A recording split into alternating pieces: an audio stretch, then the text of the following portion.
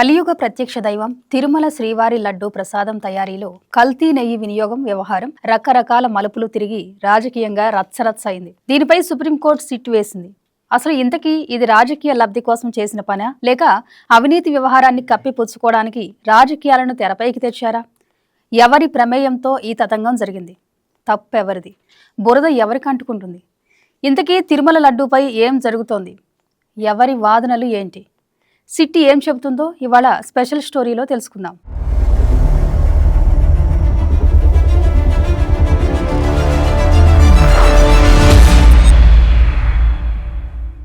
తిరుమల పుణ్యక్షేత్రంలో శ్రీవారికి నైవేద్యంగా సమర్పించే మహాప్రసాదం లడ్డూను కల్తీ చేయడం దుర్మార్గమైన చర్య అని అన్ని వర్గాలు మండిపడుతున్నాయి. లడ్డూకు వినియోగించిన నెయ్యిలో బీఫ్ ఫ్యాట్, పంది కొవ్వు, చేప నూనె, సోయా, సన్ఫ్లవర్ లాంటి ఇతర నూనెలు ఉన్నట్లు ఎన్డీడీబీ CALF ల్యాబ్ నివేదిక ఇచ్చిందని స్వయంగా సీఎం చంద్రబాబే వెల్లడించారు.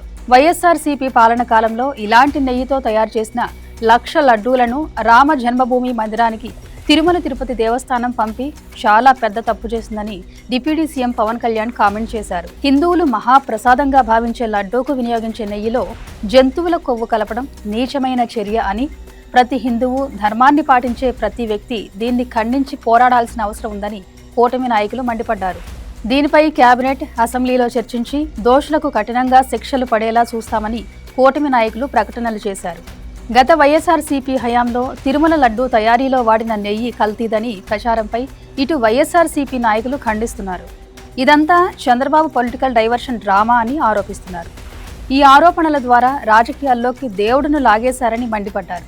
ఇంకోవైపు లడ్డూలో కల్తీ నెయ్యి వాడకంపై డిప్యూటీ సీఎం పవన్ కళ్యాణ్ ప్రాయశ్చిత్త దీక్షను చేశారు. గుంటూరు జిల్లాలోని నంబూరులో ఉన్న శ్రీ దశావతార వెంకటేశ్వర స్వామి ఆలయానికి వెళ్లి దీక్ష తీసుకున్నారు. తిరుపతి లడ్డూ ప్రసాదం అపవిత్రమైన నేపథ్యంలో క్షమించమని వెంకటేశ్వర స్వామిని కోరుతూ దీక్ష చేపట్టారు. లడ్డూ కల్తీపై పవన్ కళ్యాణ్ మాట్లాడుతూ, తిరుమల హిందువుల పవిత్రమైన పుణ్యక్షేత్రం.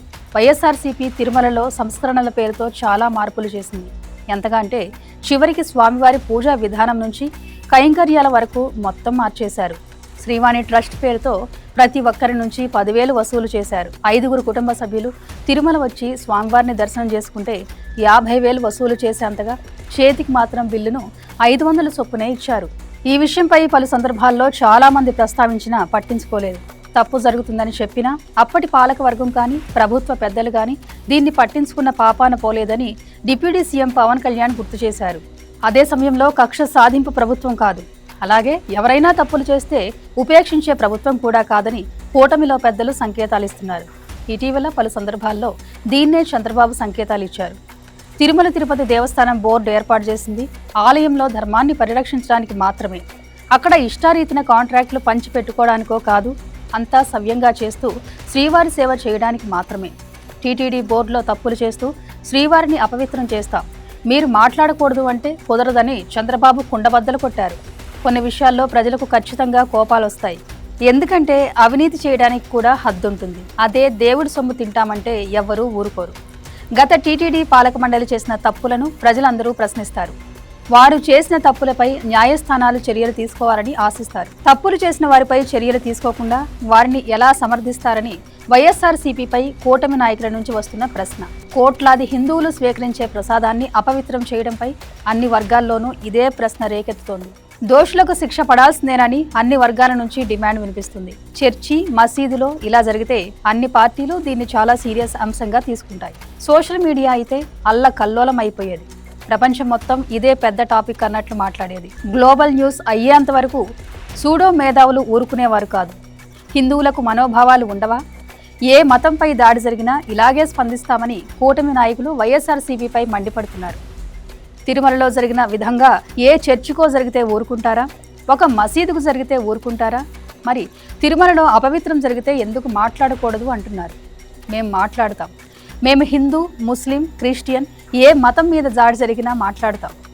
సనాతన ధర్మంపై దాడి జరిగినా మాట్లాడతామని కూటమి నాయకులు అంటున్నారు. ఘటనలో దోషులకు కఠిన శిక్ష పడాల్సిందే అనేది ప్రభుత్వ పెద్దలు కోరుకుంటున్నారనే హింట్ ఇస్తున్నారు. వైఎస్ఆర్సీపీ ప్రభుత్వ పాలన కాలంలో 219 ఆలయాలను అపవిత్రం చేశారు. రథాలు తగలబెట్టారు. రామతీర్థం ఆలయంలో రాముడి విగ్రహానికి శిరచ్ఛేదం చేస్తే ఆనాడు పోరాడామని కూటమి నాయకులు ఆగ్రహం వ్యక్తం చేశారు. నిజమే, ఏ ప్రభుత్వం అధికారంలో ఉన్నా, ఏ మతమైనా వారి మనోభావాలు దెబ్బ తినకూడదు.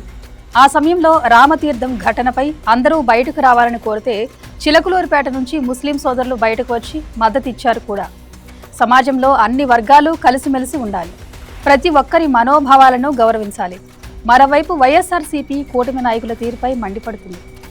రాజకీయ లబ్ధి కోసమే ఇలా చేస్తున్నారని విమర్శిస్తోంది.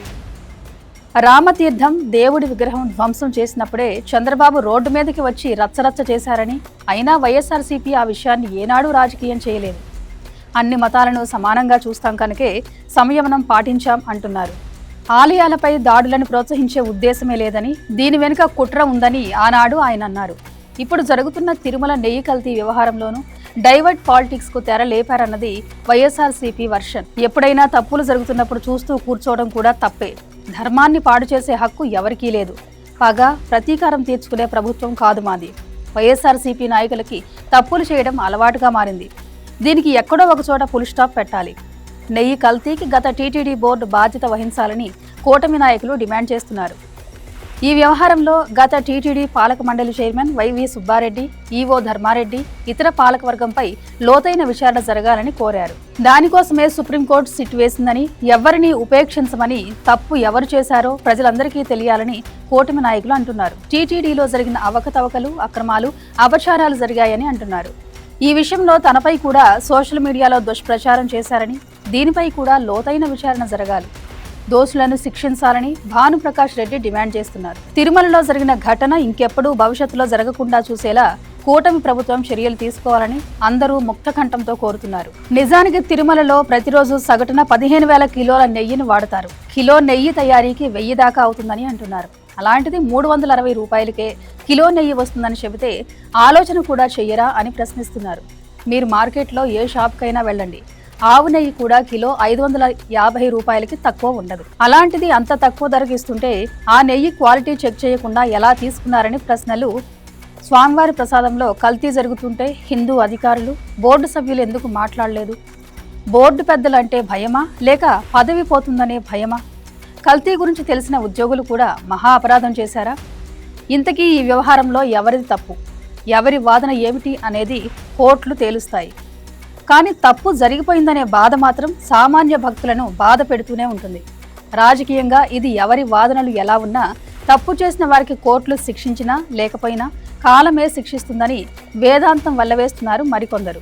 ఇది వైఎస్ఆర్సీపీకి డ్యామేజ్ చేసే వ్యవహారంలా మారుతుందని పార్టీ అధిష్టానం రంగంలోకి దిగింది. చంద్రబాబు దేవుణ్ణి రాజకీయాల్లోకి లాగుతున్నారు. నెయ్యిలో జంతువుల కొవ్వుందని చంద్రబాబు అనడంపై ఆగ్రహం వ్యక్తం చేస్తున్నారు. ఆ నెయ్యి లడ్డూలో కలిసిందని, ఆ లడ్డూ భక్తులు తిన్నారని దేవుడంటే భయం, భక్తి లేకుండా మాట్లాడారు. మరి జంతువుల కొవ్వు నెయ్యి భక్తులు తిన్నారని ఆధారాలు దొరికాయా చంద్రబాబు అని ప్రశ్నిస్తున్నారు.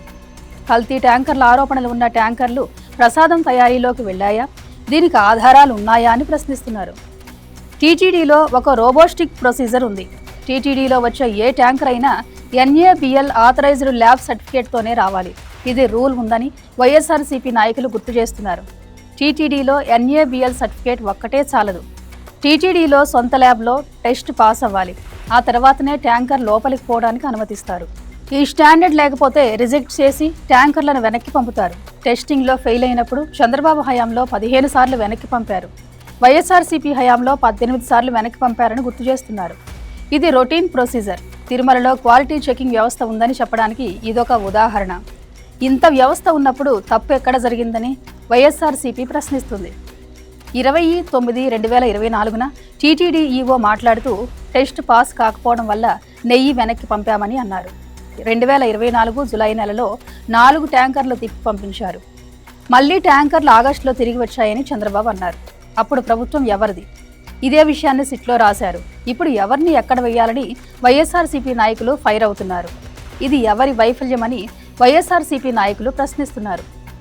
దేవుడంటే భయం లేదు, భక్తి లేదు, దుర్మార్గమైన ఆరోపణలు చేస్తున్నారని అంటున్నారు. నాణ్యమైన నెయ్యి 1000 రూపాయల నుంచి 1600 అవుతుందని ఈనాడులో రాశారు. మరి ఇవాళ టీటీడీలో నెయ్యి ఎంత కొంటున్నారు? 2014-19 మధ్య చంద్రబాబు కిలో నెయ్యికి 276 నుంచి 314 మధ్యలో కొన్నారు. మరి ధర తక్కువగా ఉంది కదా, కాబట్టి అదంతా కల్తీ నెయ్యేనా? చంద్రబాబు సమాధానం చెప్పాలని డిమాండ్ చేశారు. భోలే బాబా అంటున్నారు కదా, మరి ఈ భోలే బాబా ఎప్పుడు వచ్చారు? గతంలో తిరుమలకు నెయ్యి సరఫరా చేసిన హర్ష్ డైరీలే భోలే బాబాగా కంపెనీ పేరు మార్చారు. తిరుమలకు నెయ్యిని అనేక కంపెనీలు సప్లై చేస్తున్నాయి. ప్రతి 6 నెలలకు ఒకసారి టెండర్లు పిలుస్తారు. తక్కువకు కోట్ చేసిన వారి నుంచి కొంటారు. పొలిటికల్ ఇన్ఫ్లుయెన్స్ ఉండదు. రోబోటిక్ సిస్టమ్ ద్వారా L1గా ఉన్న వారి నుంచి కొంటారు.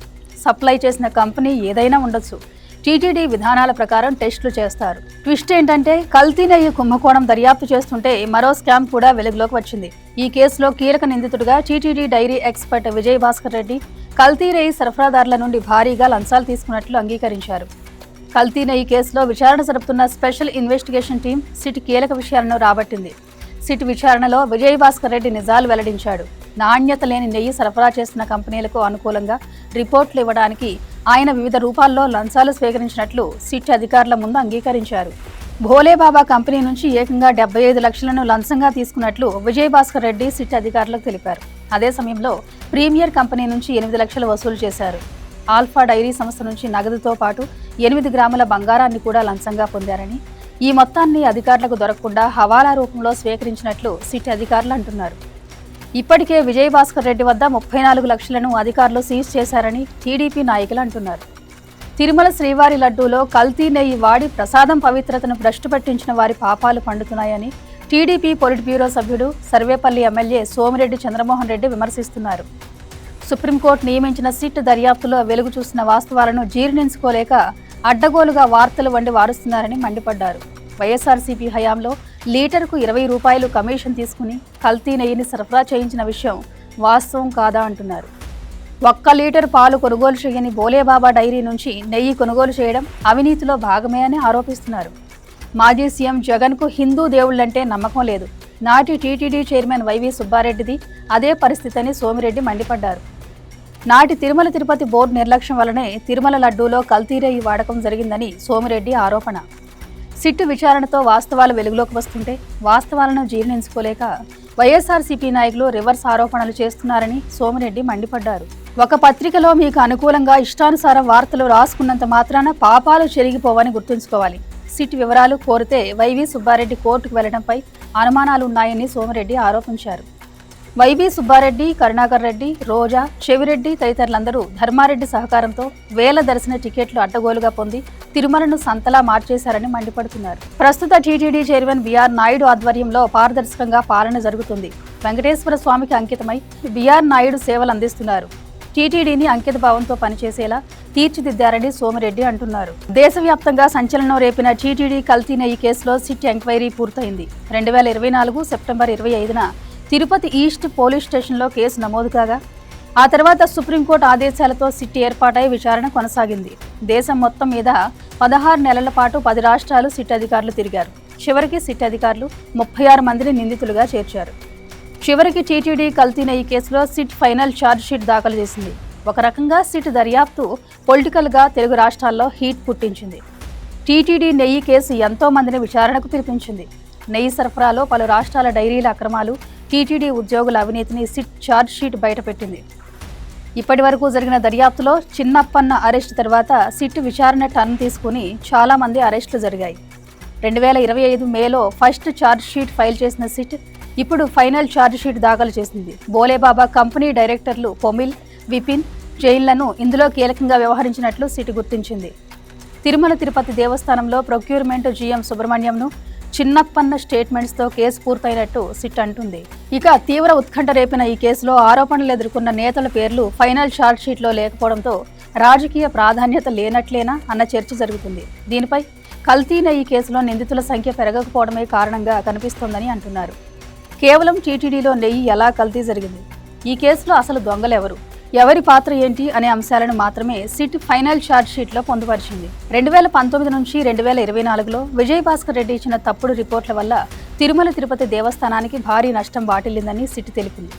కల్తీ నెయ్యి కంపెనీల పనితీరు బాగుందని, నెయ్యి నాణ్యతగా ఉందంటూ విజయ్ భాస్కర్ రెడ్డి ఫోర్జరీ సర్టిఫికేట్లు జారీ చేశారని సిట్ అధికారులు గుర్తించారు. దీనివల్ల టీటీడీ డైరీ విభాగానికి సుమారు 118 కోట్లకు పైగా నష్టం వాటిల్లిందని సిట్ అంచనా వేసింది. నెయ్యిలో హానికర రసాయనాలు కలిపినట్లు ఆధారాలు లభించాయని, వాటి కొనుగోళ్లకు సంబంధించిన బిల్లులు, బ్యాంకు లావాదేవీలు, ట్రాన్స్పోర్ట్ రికార్డులను సిట్ సీజ్ చేసింది. ఇదే సమయంలో తిరుమల తిరుపతి దేవస్థానం నెయ్యి కోసం జరిపిన లావాదేవీలపై కూడా సిట్ దృష్టి సారించింది. సరఫరాదారులకు చెల్లించిన మొత్తాలు, మధ్యవర్తుల పాత్ర, అనధికార కమిషన్లు, లంచాల అంశాలపై కీలక ఆధారాలు సేకరించి ఫైనల్ ఛార్జ్షీట్ దాఖలు చేసింది. కల్తీ నెయ్యిపై నిపుణుల అభిప్రాయాలు తీసుకోవడంతో పాటు ల్యాబ్ పరీక్షల నివేదికలను ఛార్జ్షీట్లో చేర్చారు. ఈ మొత్తం వ్యవహారం శ్రీవారి ప్రసాదం పవిత్రకు భంగం కలిగిందన్న ఆరోపణలు దేశంలో భక్తుల్లో ఆందోళన కలిగించాయి. చేసిన పాపం ఎప్పటికైనా బయటపడక తప్పదు. అందులోనూ తిరుమల తిరుపతి దేవస్థానంలో శ్రీ వెంకటేశ్వర స్వామివారికి చేసిన అపచారానికి ఎంతటి వాడికైనా శిక్ష తప్పదు. కర్మఫలం అనుభవించక తప్పదు. ఇప్పుడు అదే జరుగుతోందన్న భావన అందరిలో వ్యక్తమవుతుంది. తిరుమలలో జరిగిన అపచారాలు, అరాచకాలు, ప్రత్యేకించి లడ్డూ ప్రసాదంలో కల్తీ నెయ్యిపై సిబిఐ ఆధ్వర్యంలో ఏర్పాటైన సిట్ నిజాలను వెలుగులోకి తెచ్చిందని కూటమి నాయకులు కామెంట్ చేస్తున్నారు. శ్రీవారి లడ్డూ కల్తీ నెయ్యి కేసులో న్యాయం జరిగి బాధ్యులపై కఠిన చర్యలు తీసుకోవాలని భక్తులు, ప్రజలు ఆశిస్తున్నారు.